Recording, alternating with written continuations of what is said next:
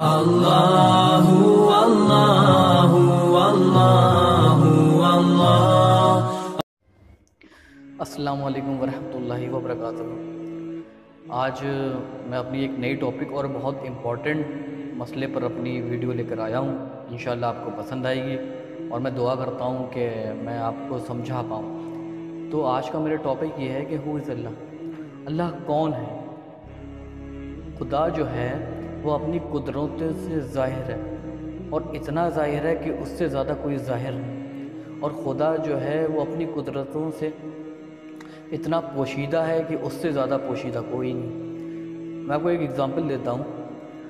کوئی ایک ایسا انسان دیکھیے کہ جو اس کو اس بات کا ایکسپیرینس نہ ہو کہ ایک انڈا ہوتا ہے، اس انڈے کی زردی میں اللہ تعالیٰ جو ہے وہ ایک جان کو رکھتا ہے، اور اس شخص کو بتایا جائے کہ یہ انڈا مرغی اپنے 22 دن اپنے نیچے رکھے گی، یا اس کو ہم 22 دن کسی مشین میں رکھیں گے تو اس میں سے ایک جان پیدا ہوگی، ایک چھوٹا مرغی کا بچہ نکلے گا، تو کیا وہ مان لے گا؟ نہیں مانے گا۔ کیوں؟ کیونکہ ان سب چیزوں کی ہمارے معاشرے کو عادت ہو چکی ہے۔ ہم یہ سمجھتے ہیں کہ ایسا ہوتا ہے، ہم لوگوں کو اس کو عادت پڑ چکی ہے۔ بادل پانی لے کے آتے ہیں، پانی برستا ہے۔ اب جس نے اس چیز کو دیکھا نہیں ہو وہ کیسے یقین کر سکتا ہے؟ وہ عجیب سوچ میں پڑ جائے گا کہ بادل کیسے آتے ہیں، وہ پانی کیسے لیتے ہیں، وہ کیسے برساتے ہیں، پانی کیسے وہ سمندر سے وہ بھاپ سے بادل بنتا ہے، پھر وہ برستا ہے۔ بہرحال، اور اسی خدا نے اپنی جو ظاہر کی ہے اپنی قدرت کو، وہ قرآن میں بھی اس کو ظاہر کیا ہے۔ سب سے پہلی چیز یہ ہے کہ اللہ تعالیٰ ہے کہاں؟ تو قرآن میں سورہ طٰہٰ آیت نمبر 5 میں اللہ تعالیٰ فرماتا ہے کہ جو رحمان ہے اور کہاں ہے؟ اپنے عرش پر۔ جو رحمان ہے اور اپنے عرش پر قائم ہے، اللہ تعالیٰ اپنے عرش پر قائم ہے۔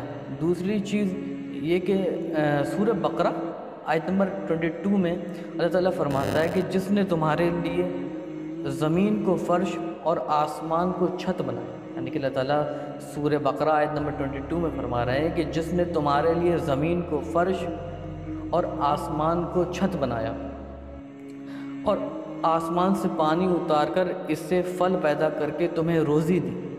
خبردار، یہ سب جاننے کے بعد کسی کو اس کے شریک مقرر نہ کرنا، یعنی کہ اللہ تعالیٰ فرما رہا ہے کہ ان سب چیزوں کو پڑھنے کے بعد، اب ان سب چیزوں کو تو ہم تبھی پڑھیں گے جب ہم قرآن کو معنی کے ساتھ پڑھیں گے۔ اب جب ہم قرآن کو معنی کے ساتھ پڑھتے ہی نہیں ہیں تو ہمیں پتہ ہی نہیں ہوتا کہ قرآن میں اللہ تعالیٰ ہم سے کیا کہہ رہا ہے۔ تو میں دعا کرتا ہوں کہ اللہ تعالیٰ آپ کو سب کو قرآن پڑھنے کی، معنی کے ساتھ پڑھنے کی توفیق عطا فرمائے۔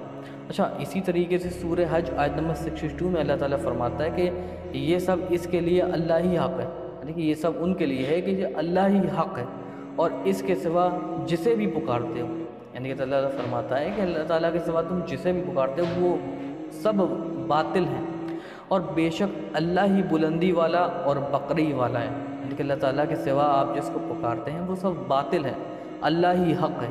یعنی کہ ظاہر سی بات ہے، جب اللہ حق ہے تو باقی سب باطل ہی ہوئے۔ تو اللہ تعالیٰ فرما رہا ہے کہ اللہ ہی حق ہے اور باقی سب باطل ہیں۔ اچھا، پھر سورہ دخان آیت نمبر 7 میں ایک بار اور اللہ تعالیٰ فرماتا ہے کہ کوئی معبود نہیں، اللہ تعالیٰ فرما رہا ہے کہ کوئی معبود نہیں اس کے سوا وہی جلاتا ہے، یعنی کہ زندہ، وہی جلاتا ہے، وہی مارتا ہے، وہی تمہارا رب ہے، یعنی کہ وہی تمہارا رب ہے اور تمہارے اگلے، یعنی کہ جو آگے تمہارے باپ دادا ہیں ان کا بھی رب ہے۔ یعنی کہ اللہ تعالیٰ فرما رہا ہے کہ وہی پیدا کرتا ہے اور وہی مارتا ہے اور وہی تمہارا رب ہے۔ تو رب کا مطلب آپ کو سمجھ میں آ ہی گیا ہو کہ رب کون ہوتا ہے؟ جو آپ کو جلاتا ہے اور وہی آپ کو مارتا ہے، وہی آپ کا رب ہے۔ اچھا، اور اس کے بعد اللہ تعالیٰ نے اس میں اور سمجھانے کی، مثال کے ساتھ آپ کو سمجھانے کی کوشش کی ہے۔ سورہ حج آیت نمبر 73 میں اللہ تعالیٰ نے ایک ایسی بہترین مثال دی ہے جو مجھے تو بہت بہترین مثال لگتی ہے، کیونکہ بہت مضبوط اور بہترین مثال سے اللہ تعالیٰ فرما رہا ہے کہ لوگوں، ایک مثال بیان کی جا رہی ہے، ذرا کان لگا کر سنو۔ اچھا، یہ جو کان لگا کر سنو والا لفظ ہے یہ میرا نہیں ہے، بلکہ اللہ تعالیٰ قرآن میں فرمانا ہے کہ لوگوں، ایک مثال بیان کی جا رہی ہے، ذرا کان لگا کر سن لو۔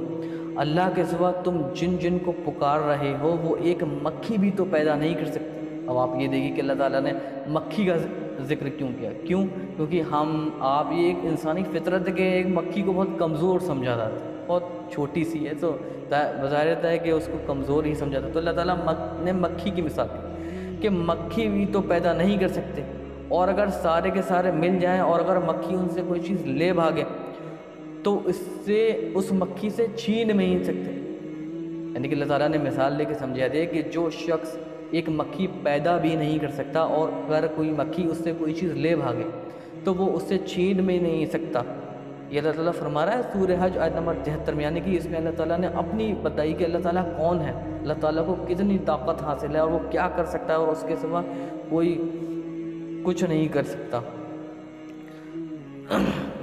تو یہی سب چیزیں اچھا، اور اللہ تعالیٰ سے دعا کریں گے کہ اللہ تعالیٰ آپ کو قرآن پڑھنے کی، قرآن سمجھنے کی توفیق عطا فرمائے، اور اللہ تعالیٰ جو ہیں وہ آپ کے ذہن میں قرآن سمجھنے کی توفیق عطا فرمائے۔ اور جو اللہ تعالیٰ نے جو مکھی والی مثال کی ہے، اس کو بھائی سمجھنے کی ضرورت ہے کہ اگر یہ ایک ہی اگر ہمارے سمجھ میں آ جائے سورہ حج کی آیت نمبر 73 کی، تو میرا بھائی مجھے نہیں لگتا کہ ہم اللہ کو مطلب چھوڑ سکتے ہیں، یا پھر ہم اللہ کے سوا کسی اور کو اس کے مقام تک بیٹھا سکتے ہیں۔ اور اسی لیے اللہ تعالیٰ نے پھر سے سمجھا دیا ہے آپ کو، اور باقی میں دعا کرتا ہوں کہ اللہ تعالیٰ آپ کو اور مجھے قرآن اور حدیث سمجھنے کی توفیق عطا فرمائے۔ اللہ تعالیٰ ہمیں اس قابل کرے کہ ہم خود قرآن پڑھیں اور ہم دوسروں کو بھی قرآن سمجھنے اور قرآن کو پڑھنے کی ہدایت کر سکیں۔ اگر ویڈیو پسند آئی ہو تو ویڈیو کو لائک کمنٹ کر کے اس کو اپنے دوستوں میں شیئر کر دیں، اور جو بھائی میرے چینل پر نیا ہو وہ چینل کو سبسکرائب کر لیں۔ جزاک اللہ خیر۔ اللہ